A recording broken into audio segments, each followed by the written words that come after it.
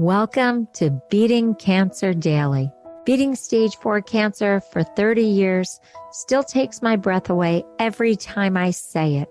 I'm Saranne, founder of the ComedyCures Foundation, and I hope you'll join me for just a few minutes daily for the next 365 days so we may laugh, learn, maybe cry a little as we live our best days beating cancer daily together.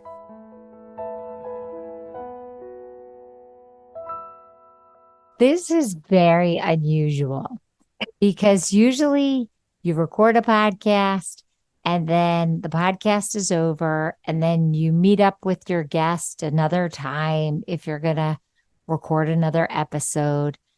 But I just recorded an episode with Missy and we started to talk and she said something and I literally said to her, let's record another episode. And Missy Hall is a comedian. I hope you've heard the other episodes that we did. We have so many episodes together. She is a comedian, but also a recent cancer survivor. And she's allowed us to take the journey with her. And while we're taking the journey, she and I talk a lot about comic perspective. And we teach you how to develop your comic perspective. And we let you into a writer's room feel of how comedians develop material and how they see the world through a funny lens, even when things are very traumatic. So the episodes I think are really cool. And so does Missy. But as we were ending the episode, Missy, I'm going to let you say what you said.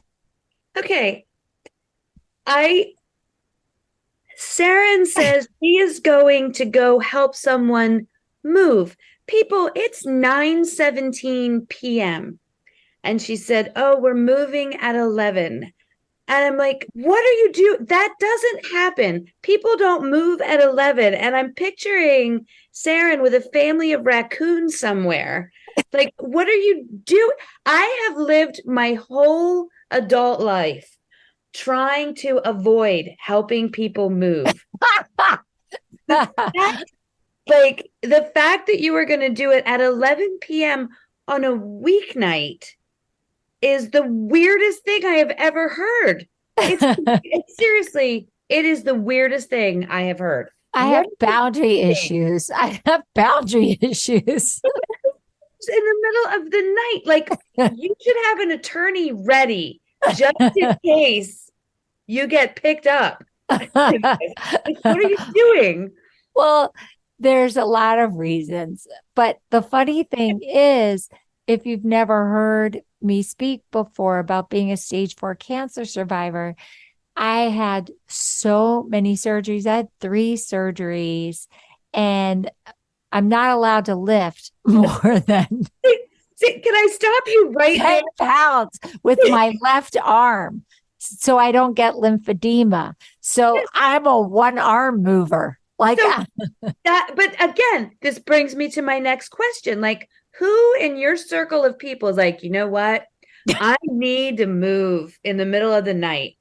Let me call Saranne. She'll be a huge asset. Like 120-pound one-armed mover.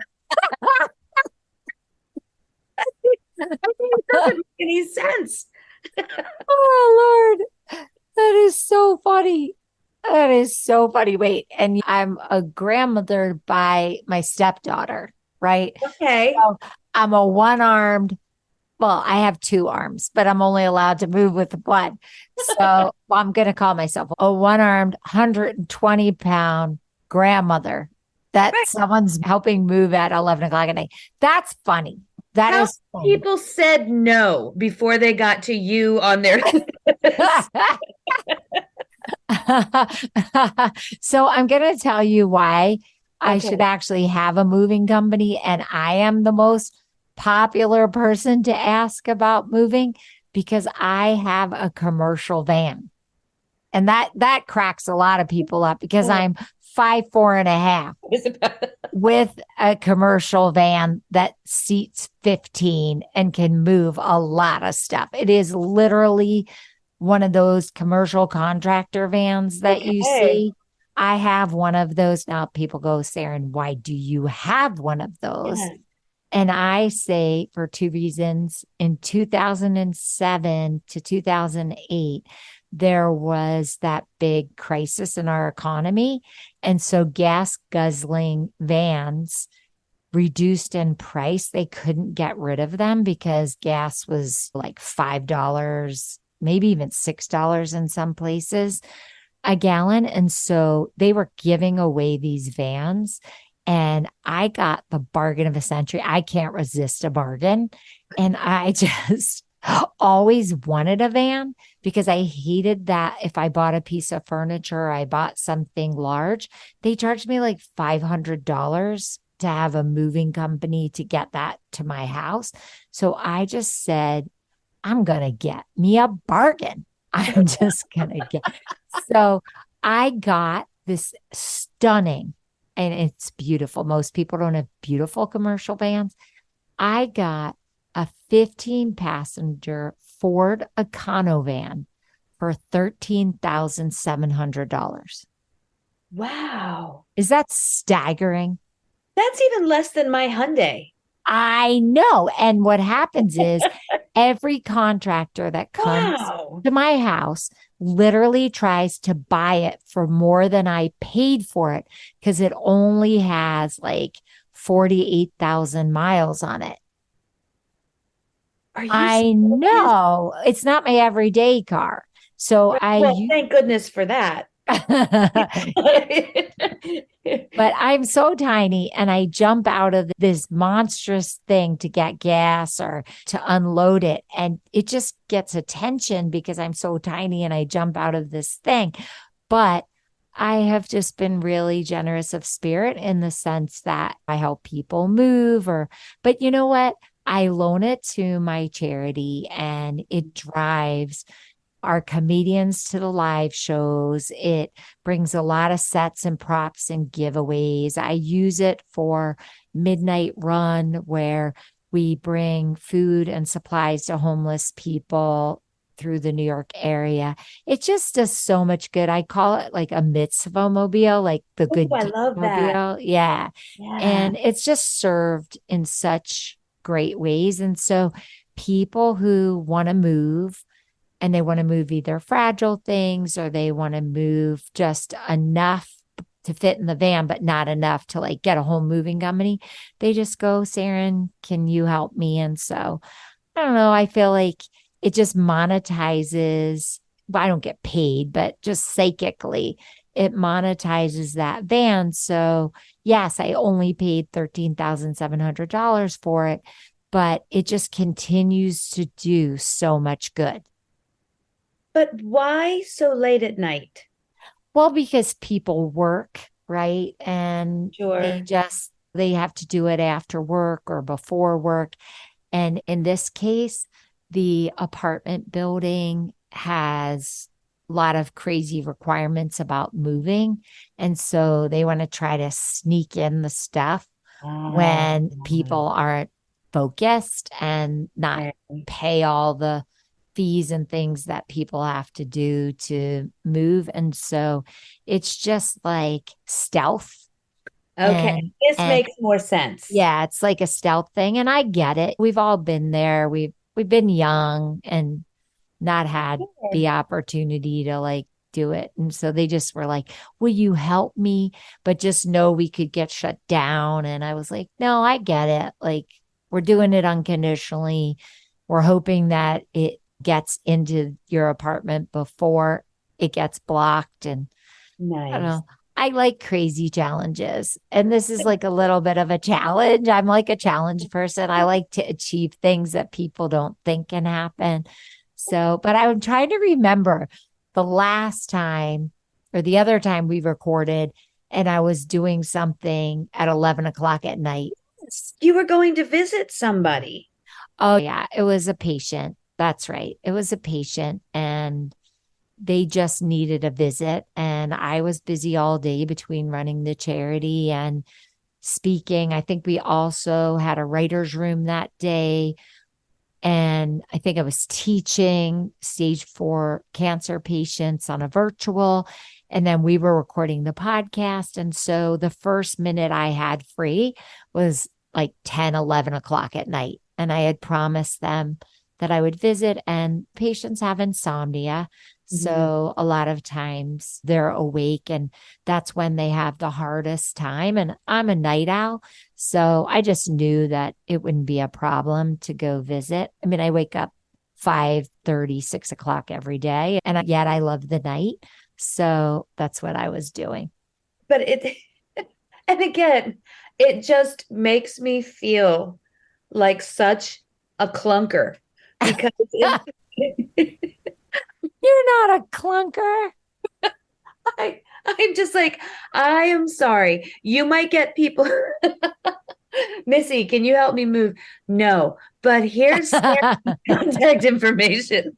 I know you're having trouble sleeping. I personally will be asleep, but I got this lady you should talk to. I'm sorry. And I think it just makes me laugh because I have a peek into literally how scheduled and busy you are. And the fact that you say, oh, I've got to go help somebody move at 11, and you say it like that's a normal thing. And that's not. I need you to know it's not normal.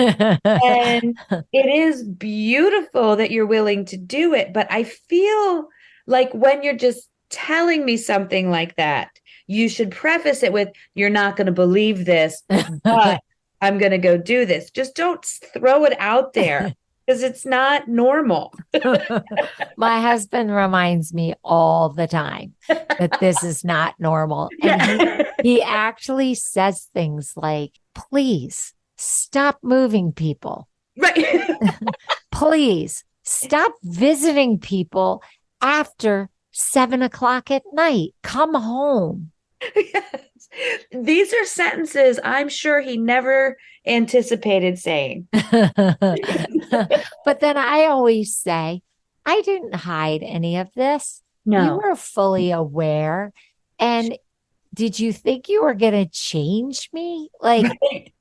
I put all this out there. I did not mask any of this. This Yeah. was my life before. And I guess maybe he thought he would change me, but no, it didn't happen. And I No. love my husband, but I love being of service. And there are just certain things you just do. You Yes, just do them. and let's be clear, I would love to think that if someone around here needed me at that time of night, I know in my heart that I would go. But I love that. But that butt was so big. I would not state it as if it was a normal thing to do. There would be this huge preface. I would nap ahead of time because you've got 87 things before you're leaving to go do this. I would have to have like a prep nap or something. But again, doing this and this being the second time where I'm getting ready to shut down for the night and you're getting ready to wander out into the night. This feels funny to me. It's funny. I started by saying it's a boundary issue. I think if I were shrunk, like if I had a therapist looking at the scenario, the therapist would say that I do have boundary issues and that I should be home with my husband, especially because I like him. So I probably should go into therapy, but it's just, I feel alive when I do things like this. I like Defying Gravity. I love that song from Wicked, Defying Gravity. I play it all the time. And I feel like beating stage 4 cancer, I have defied gravity. And maybe I will get too old to live this kind of life. Or maybe my husband will finally get through to me and I will stop living double lives in a day. But cancer made me feel invincible. Which, And it's not healthy, but it has made me feel invincible. okay. And that's the thing. If that's what's fueling you right now, and then also fueling the activities that you are feeling so drawn to, I think it's beautiful. I think it's wonderful. It's beautiful. I'm going to continue to tease you about it. Well, I'm not a therapist. I can those things you're like, well, if you're not going to have boundaries, it's wonderful that you're getting to do this for other people, right? And it makes me want to joke about the fact that, okay, like secretly pass out her number to everyone because we know, and it is, and I can definitely understand in my heart the fear and what you must have gone through, now feeling like I can go, I can do this. There was a time we thought maybe I wouldn't be able to get it. And of course, I respect it and I love you so much for it. But I think it's silly. I think it is silly that you are leaving to go move in the middle of the night. Well, However, I I hope it goes also well. wait, I also think that our research patients asking me to do a podcast and then asking if it would be daily, and then me writing out 200 episode concepts in 48 hours, and then going, okay, there's no funding, but I will do a 365-day podcast.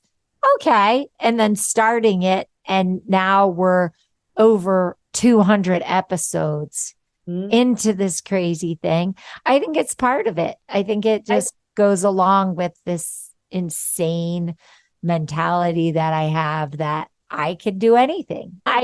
It's fun. It's fun trying, and it's really fun not failing, but just knowing that I could rise to the occasion is yeah. great. I just think my husband's just like, you are no spring chicken. Like, Well, you are not 20 and surviving stage 4 cancer. And I'm like, I'm not. Like, I feel 20. Yes. Yeah. Oh, and that is weird when somebody has the audacity to bring up your actual number age to you. You're like, what?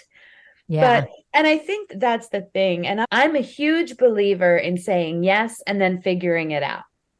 I really am. Well, that's common Yeah. perspective too, Right. because we have to deal with live audience Hmm. and we don't know what they're going to throw at us, whether it's Sure. a heckler or we're inviting that kind of interaction.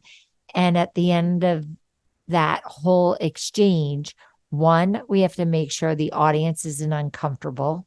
Right. Two, we have to somehow flip that into funny, even if it's not funny, right? Or something happens. Have you ever had something happen in your audience that was like a medical emergency or something Yes, crazy happen? I did. I did. One time years ago, I was at the Comedy Cabaret and a man fell off a stool and hit his head and he was bleeding and unconscious and everybody was going, so I didn't think it would be respectful for me to go on with my act at all, but while people were running around, I kind of calmed my demeanor and got on the mic. I was like, okay, guys, I think we should just stay still. If everybody can kind of stay quiet so the paramedics can communicate over the phone, let's play a couple of quiet games. And I made people, I'm like, okay, who's wearing boxers and who's wearing tidy whities? I'm like, tidy whitey people, raise your hand. Boxers people, raise your hands. And then I would do like Netflix or the movie theater. And just, I was on the mic and everybody was respectful then about the noise level, but still had their attention away from the scene. And then when Nice. the man left, we were all able to applaud. And then they asked me to continue my act, and it went very well. Well, that's interesting because you kept control of the energy and Mm-hmm. you kept the focus and you distracted them from what was going on, and so respectful of the person that had the injury. But at the Yes. same time, you used a lot of warm up techniques that Yes. comedians use to warm up a live taping of a show. And You I had made done it that. about them. Oh, so you had the skill Yes. set. I had gotten a couple weeks at CBS doing some warm up. Did you fill in for Dina Blizzard I or filled in for Tracy Locke for the Harry oh, Connick okay. Jr. show. But Dina was the one that trained Tracy, trained me. So it's like kind of this whole little pod. But I yes, know that warm up comedy for television is like a little mafia. yeah, It's really passed down. You yeah, brought in. It's so interesting. Yeah, because I think Joey Cola may have trained Dina Blizzard. He's like the probably. godfather Yes, of stand up. But yes. it's such a cool it's such a cool talent to have audience work and to be able to bring in audience's attention to focus and then make everybody have fun. And wow, that was really smart. That was, I am grateful that it came to me quickly Mhm. because in a situation where everybody's laughing and rambunctious and drinking, and then there's an injury and everybody's all, you want to be respectful of the person who's hurt and the people with that person. We don't know how bad this is. Sure. And we don't want this family to have a memory of an entire audience of people cracking jokes, right? Sure. Yeah, no, Um, fabulous. Part of it comes from being a mom. and I was a middle school I teacher. was just going to say, and Yep. the other part comes from the fact that we were both teachers. Yes. And so that it really comes so naturally. I've had so many incidences, but that's because through the ComedyCures Foundation, we're working with chronically and acutely ill people. I Yeah. have people in hospice, I have people on dialysis, in addition to the healthcare professionals and the frontline workers. But our audience is very ill and sometimes recovering, sometimes survivors, but a lot of times on oxygen, getting chemotherapy while we're performing. I mean, there are so many different scenarios, like when we go to the VA and we do veterans programs at the VA hospital, that's a whole nother level of injury and recovery. There's post traumatic stress, there's bipolar, so many different scenarios. So I've had so many incidences where we had to actually navigate the comedy, but also an incident or a tragedy. And Mm. one I'm thinking of, it was so unexpected. It was a hospital professional, medical professional event with doctors, and someone had a heart attack in the front row, and I was on stage. Oh And my I, word. I had to handle someone having a heart attack. There were children there also. And then Oh, I had to get us through that and then get back on stage and then perform. And similar to what you did, because I had kids in the audience and it that's was a very whole, traumatizing. yeah, that's a whole level when there's children and that, oh my goodness. Yeah, yeah, yeah. So that was crazy. But I know when you were talking about what you were doing, I was like, yep, mom, school teacher, Mhm. comedian, it all comes into the mix, all of it. It does. And when you think, when I'm in a situation like that, I'm not thinking about the moment that I'm in. I'm thinking about how it's going to be carried by the people out of the room. I So understand. you think, how can I conduct myself in a way that the people leaving here are going to be okay with what just happened in the room and Sure, how it was handled? You sure. know, like how will the people that were with the sick or injured person feel? How are the other people who paid money to come see their show going to feel? Like, how is it all going to get plugged in? And then, goodness gracious, if you add the whole other level of how is this child going to remember this day forever? Because that's quite a thing. But I You, think this can be applied to anyone listening. It's not just because we're on a stage. You have an opportunity when there is any kind of unusual situation to be the person that kind of nurtures the situation. And there is a way to use your playfulness or your comic perspective to help. I love people getting the chance to think of you and your van in the middle of the night and know that you can reach out to me for anything except for help moving, because I'm not that's it's just too much. Too much. Again, a callback by Yes. Missy. She went back to the humor about the van, and that's what comedians do. Their mind just works so quickly in that way, and they punctuate. And she went there to punctuate the episode, put closure on the episode with a callback to how this all started. And Missy, you just live and breathe comic perspective. I'm so glad that you're healing, that your cancer journey has been an easier one for you than what you had expected, and that what the doctors prophesied, that you would be able to go through this and continue your comedy. That's all manifested for you.